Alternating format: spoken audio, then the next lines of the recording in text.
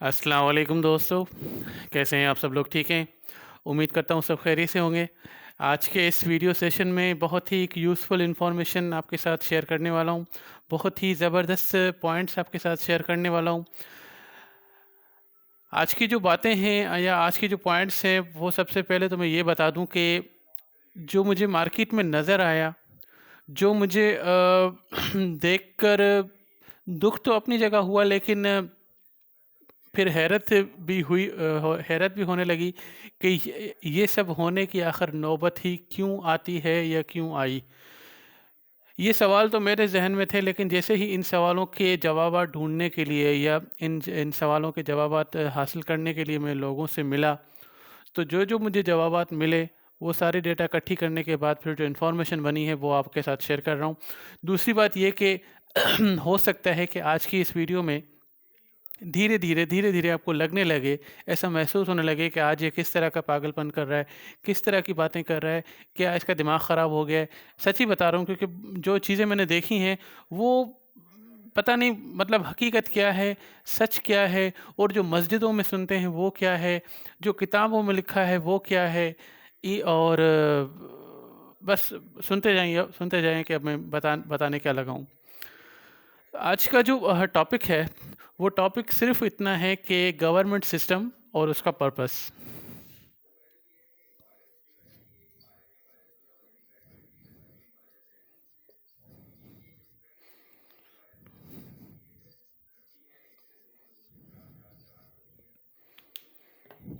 आज का जो टॉपिक है वो बस यही है कि गवर्नमेंट सिस्टम और उसका पर्पस।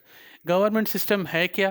पहले तो मैं आपको ये बताऊं कि मैं पहले ही ये इस टॉपिक गवर्नमेंट पे 2 वीडियोस बना चुका हूं, लेकिन वो अलग-अलग पॉइंट्स हैं, वो अलग-अलग टॉपिक्स हैं, लेकिन एक दूसरे से मिलते-जुलते हैं।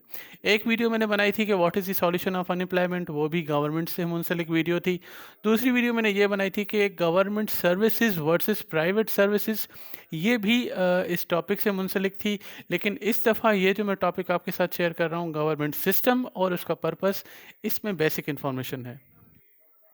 पहले तो अब ये जान लें कि गवर्नमेंट सिस्टम हम ऐसे एक निज़ाम को बोलते हैं, किसी भी मुल्क को चलाने के लिए जो एक निज़ाम तैयार किया जाता है, जिसमें पब्लिक यानी कि अवाम और उस मुल्क में मौजूद तमाम रिसोर्सेज ज़राए, इनको इस्तेमाल करने का तरीक़ेकार, इन पे निगरानी रखना, और मुल्क के अपने मामलात और मुल्क के बैरूनी मामलात, यानी कि दूसरे मुल्कों से उसके रिलेशंस, उसके ताल्लुकात, चाहे वो बिज़नेस रिलेशन हो, चाहे वो फ्रेंडली रिलेशन हो, चाहे कुछ भी हो, चाहे वो एनिमी रिलेशन हो, जो भी हो, ये सब की सब चीज़ों को जो नज़रदारी होती है, निगरानी हो रही होती है, इन चीज़ों पे जो अमल हो रहा होता है विया पीपल, क्योंकि ह्यूमन रिसोर्सेज ये लोग ही हैं जो इस पूरे सिस्टम को चला रहे हैं।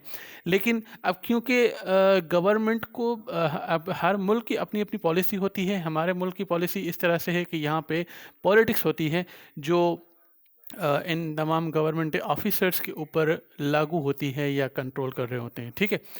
तो अब मैं यहाँ आपको ये बताता चलूँ कि जो ये सिस्टम तो आपको समझ में आ गया कि पूरे मुल्क के अंदरूनी मामलात और मुल्क के बैरूनी मामलात, यानी कि दूसरे मुल्कों से ताल्लुकात, इस पूरे के पूरे से निज़ाम को चलाने के लिए जो एक तरीक़ेकार बनाया जाता है, उसको गवर्नमेंट सिस्टम कहते हैं। लेकिन इसकी वजह क्या है? पर्पस क्यों ज़रूरत महसूस हुई हुई या होती है ये सिस्टम को यूज़ करने की या इस सिस्टम को अडॉप्ट करने की? इसकी ज़रूरत ऐसे है कि अब क्योंकि एक उर्दू में मिसाल है या कोटेशन है, अंधेर नगरी चरपट राजा। अगर ये सिस्टम नहीं होगा तो फिर हर कोई अपनी मनमानी में ही होगा, जो कि आज मैं देख के आया हूँ मार्केट में। पहले तो आपको ये बता दूँ कि मैं क्या देख के आया हूँ, ताकि फिर आपको पता चल जाए कि ये टॉपिक क्या है और मेरे सवालात क्या थे। आज इससे इत्तेफ़ाक ये हुआ कि मैं अपने किसी काम से निकला था घर से बाहर। जैसे ही धीरे-धीरे मेरे कदम शहर की ओर बढ़ने लगे, तो कुछ एरियाज़ में जो हैं गवर्नमेंट के एक्शन के मुताबिक, तो ये तोड़ा-तोड़ी हो रही थी। यानी कि वो दुकानें के फ्रंट हिस्से यानी कि एनक्रोचमेंट जिसे कब्ज़ा कहते हैं, आगे बढ़ के आ गए थे तो उनको तोड़ा गया। फिर उसमें बहुत सारी दुकानें थी, अलग-अलग लोग उसमें काम करने वाले यानी कि बिज़नेसेस थे, कोई ट्रांसपोर्टर यानी कि शोरूम वाले, कोई उसमें बेकरी, कुछ भी जो जो भी मतलब हमारे मुआशरे में जितने भी बिज़नेस हैं, वो सारे के सारे और जो रोड से आगे बढ़ के आ गए थे, उनको तोड़ा जा रहा था। यहाँ तक कि मकानों के भी फ्रंट वाले हिस्सों को तोड़ा जा रहा था। ये देख के दुःख अपनी जगह पे मुझे हो रहा था कि यार चाहे जो भी बिजनेसमैन हो, जो भी हो लोग हों, कितनी मेहनत से, कितनी अपने दिल की खुशी से उसको खूबसूरत करके बनाते हैं अपने बिज़नेस को। यानी कि शुरू में तो वो ज़ाहिर बात है ज़ीरो से स्टार्ट किया होगा, फिर धीरे-धीरे जैसे प्रॉफ़िट होने लगा, तो अपने बिज़नेस को यानी कि अपनी उस दुकान को थोड़ा खूबसूरत बनाने के लिए थोड़ा और ख़र्चा किया। लेकिन फिर जब तोड़ने की बात आई, जब गवर्नमेंट का एक्शन आ गया तो उसको तोड़ के चले गए। अब वो सारा बंजर, वीरान क्या कहूँ कि खंडर बना हुआ है, कि आगे बैठने की जगह नहीं है। तो ये देख के दुःख हुआ, लेकिन फिर बाद में मैंने कहा चलो थोड़ी देर गाड़ी रोक लेता हूँ, 2-3 लोगों से पूछ लेता हूँ कि ये है क्या? जब पता चला तो वहाँ के लोगों ने मुझे ये बताया कि ये सारे के सारे कब्ज़ा था, सारा का सारा एन्क्रोचमेंट था, जो अपनी दुकानों को अपनी हद से आगे लेके गए थे। लफ्ज़ है हद से आगे।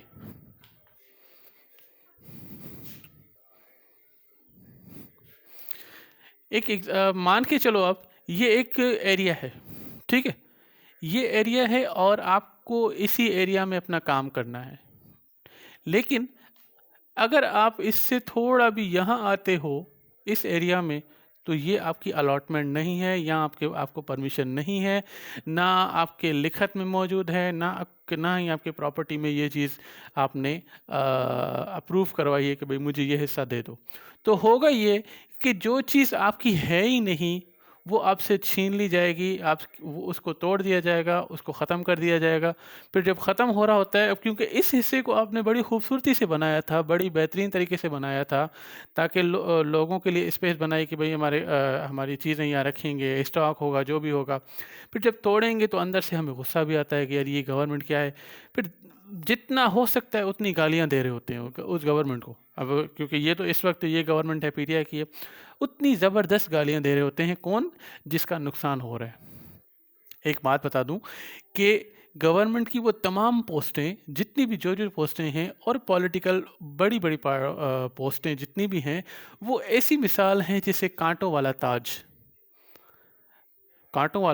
अब क्योंकि ये मिसाल आपको ऐसे समझाना चाह रहा हूँ कि जिसके साथ अच्छा हो रहा होगा वो उसे दुआएं देगा, लेकिन जिसके साथ कुछ बुरा हो रहा होगा उसे वो बद्दुआएं देगा, गालियां देगा, कम मतलब कुछ भी है वो उसको गलत सलत बोलेगा। तो ये चीज़ें वहाँ पे तोड़ी गई, बहुत ही बुरा लगा। और उन पे क्या गुजरी अब वो तो अलग बात है। लेकिन जो जिन घरों को तोड़ा गया, अब घर के भी ये वाले हिस्से को तोड़ा गया है। ज़हन में रखिए कि ये जो पूरा घर है, यानी कि उनमें बाकी जो किचन है, उसमें जो बेडरूम्स हैं, उनमें जो टीवी लॉन है वगैरह वगैरह, मुकम्मल जो घर है उसके मुकम्मल घर की एक ईंट को भी नहीं तोड़ा गया। मुकम्मल घर के एक ईंट को भी नहीं तोड़ा गया। यहाँ तक कि उस घर की बाउंड्री वाल का जो गेट है, उस गेट को भी इतनी सी चोट नहीं पहुँचाई। चोट पहुँचाई है तो वो जो आगे निकल गए, जहाँ पे अपनी गाड़ियों को खड़ी करने का बंदोबस्त किया था, जहाँ पे एक्स्ट्रा कमरे बनाने की कोशिश की गई, जैसे सर्वेंट क्वार्टर होते हैं वगैरह जो कुछ भी है, तो उसको तोड़ा गया है। तो लफ्ज़ है कि जब भी हद से बाहर जाओगे, वहाँ एक्शन होता है, वो चीज़ें आपसे छीन ली जाती हैं, वो चीज़ें आपसे वापस ले ली जाती हैं, या उसका वहाँ पे खंडर बना दिया जाता है। ठीक है? यही वजह होती है कि इस सिस्टम का काम ये है कि भई जो चीज़ जहाँ जितनी है उससे वहाँ चलने उसको वैसे ही इस्तेमाल करो और इस्तेमाल होने दो। अब आता हूँ कि वो क्या बातें हैं जो आपको बताना चाहता था। नंबर 1 बात कि बीइंग अ मुसलमान, हम लोग 3 नारे बहुत जोश के साथ लगाते हैं, बहुत जोश के साथ। कौन-कौन से नारे? नंबर पहला नारा लगाते हैं कि नारा तकबीर, तो फिर बोलते हैं अल्लाहु अकबर, लेकिन ज़ुबान से। फिर उसके बाद दूसरा नारा लगता है कि नारा रिसालत, जवाब आता है या रसूल अल्लाह, लेकिन ज़ुबान से। फिर तीसरा नारा लगता है नाराए हैदरी, तो जवाब देते हैं कि या अली, लेकिन सिर्फ ज़बान से। इसका मकसद ये है, इस बात का मतलब ये है कि हम ये जो भी नारा है उसका जो रिटर्न दे रहे हैं वो सिर्फ और दे रहे हैं, रेस्पेक्ट है, सिर्फ ज़बान से रेस्पेक्ट दे रहे हैं। यहाँ से अगर ऐसा है, बहुत माजरत के साथ हाथ जोड़ के माफ़ी मांगता हूँ, अगर ऐसा है तो आज ये नौबत नहीं आती। ये जो भी तोड़म तोड़ी मैंने देखी है, ये तो सिर्फ मेरे अपने शहर की बात बता रहा हूँ, लेकिन ये पूरे ओवरऑल पाकिस्तान में हर जगह पे हो रहा है, जो कि इंक्रोचमेंट वाली चीज़ें तोड़ी जाती हैं। और अब ये है क्या, वो जो बोलते हैं ना, ख़ास करके पीटीआई वाले बोलते हैं कि रियासत मदीना हम कायम करेंगे, तो वो तो अब जब करेंगे, अब क्या कहते हैं, अल्लाह करे कि ऐसा कुछ हो जाए, लेकिन आसरा या उम्मीद कुछ भी नहीं है। यहाँ से हम किसकी इज्जत कर रहे हैं, जानते हैं आप? जानना चाहते हैं? यहाँ से हम किसकी इज्जत करें? गर्मियाँ चल रही हैं, है ना? तो अब क्योंकि हम गर्मियाँ चल रहे हैं, एक आम आदमी, एक गरीब आदमी बिजली का बिल तो भर नहीं सकता, मगर एसी के मज़े उठाने हैं, तो चोरी की बिजली चलाएंगे, क्योंकि शैतान जिंदाबाद। मानते हो? आगे आता हूँ। पाकिस्तानी हैं, लेकिन टैक्स से भागेंगे, चाहे वो आम आदमी हो, मतलब एक दुकानदार हो, छोटा सा छोटा रेडी वाला हो, बड़े से बड़ा बिजनेस टाइकून हो, टैक्स से भागेगा, क्योंकि शैतान जिंदाबाद। यहाँ से उसको मानते हैं, शैतान को। ऐसा मुझे महसूस होने लगता है, ऐसा मुझे आंखों के सामने दिखने लगता है। आगे और क्या बताऊँ, जिस औरत को, जिस फीमेल को अल्लाह पाक ने पर्दे में बनाया, उसकी इतनी सी चीज़, उसकी इतना सा हिस्से को भी ज़ाहिर ना होने दिया, उसको पूरा का पूरा पर्दे में इज़्ज़त के साथ बावक़ार तरीके से उसको इस दुनिया में लाए, उसकी ही इज़्ज़त हम लोग पामाल करने पे तुले हुए हैं। उसी फीमेल्स के साथ हम क्या कहते हैं, बदतमीज़ी करते हैं, अलग-अलग मतलब उसको पूरे तरीके से परेशान करने की कोशिश कर रहे होते हैं, जिसके एविडेंसेस आपको न्यूज़ेस में ज़रूर मिलते हैं। अब ये उन लेडीज़ के साथ बेहुरमती या बेइज्जती क्यों हो रही है? क्योंकि शैतान जिंदाबाद। आगे चलता हूँ।